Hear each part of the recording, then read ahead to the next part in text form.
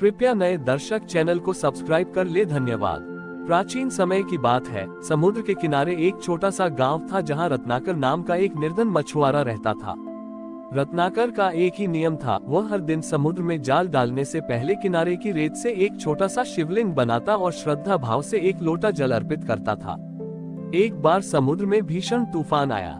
कई दिनों तक कोई मछुआरा समुद्र में नहीं जा सका। गांव में भूखमरी की स्थिति पैदा हो गई। रत्नाकर भी कई दिनों से भूखा था, लेकिन उसका नियम नहीं टूटा। वह रोज भीगती रेत से महादेव को बनाता और उनसे प्रार्थना करता।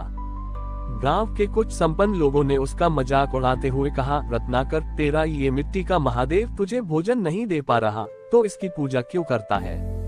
चल हमारे साथ शहर चल और मजदूरी कर। रत्नाकर ने मुस्कुराकर कहा, विश्वास पेट भरने के लिए नहीं, मन भरने के लिए होता है।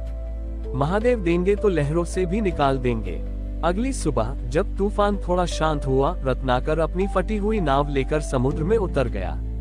उसने दिन भर जाल डाला, लेकिन एक भी मछली हाथ नहीं लगी। शाम होने को थी, वह निराश होकर लौटने लगा। तभी उसके जाल में भारी वजन महसूस हुआ।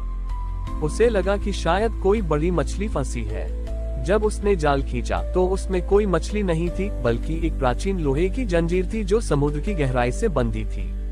रत्नाकर ने पूरी ताकत लगाकर उसे खींचा। जैसे ही जंजीर ऊपर आई, समुद्र की लहरें शांत हो गईं और पानी के बीच से एक दिव्य नौक प्रकट हुई। उस नौक पर कोई नाविक नहीं था, केवल ताजे फलों और भोजन से भरे पात्र रखे थे। हैरानी की बात ये थी कि उस नौक के अग्रभाग पर ठीक वैसा ही शिवलिंग बना था जैसा रत्नाकर हर रोज रेत से बनाता था। तभी शून्य से एक गूंज सुनाई दी, रत्नाकर, तेरी श्रद्धा ने समुद्र की गहराई को भी हिला दिया है। जो रेत में मुझे खोज सकता है, उसे मैं कभी भूखा नहीं रहने दूंगा। रत्नाकर वह भोजन लेकर गांव पहुंचा और पूरे गांव का पेट भरा। उस दिन गांव वालों ने जाना कि महादेव को पाने के लिए बड़े अनुष्ठानों की आवश्यकता नहीं होती, बस एक अटूट विश्वास ही काफी है जो समुद्र की लहरों को भी मोड़ सकता है। तब से उस गांव का नाम शिवपुर पड़ गया, जहां आज भी समुद्र की लहरें महादेव के चरणों को स्पर्श करने आती हैं।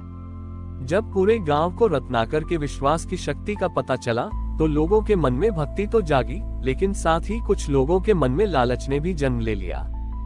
गांव के जमींदार, जो स्वयं को बहुत शक्तिशाली मानता था, ने सोचा कि यदि रत्नाकर की रेत की भक्ति से समुद्र से भोजन की नौक निकल सकती है, तो यदि वह सोने का मंदिर बनवाए तो महादेव उसे अपार धन संपत्ति दे देंगे।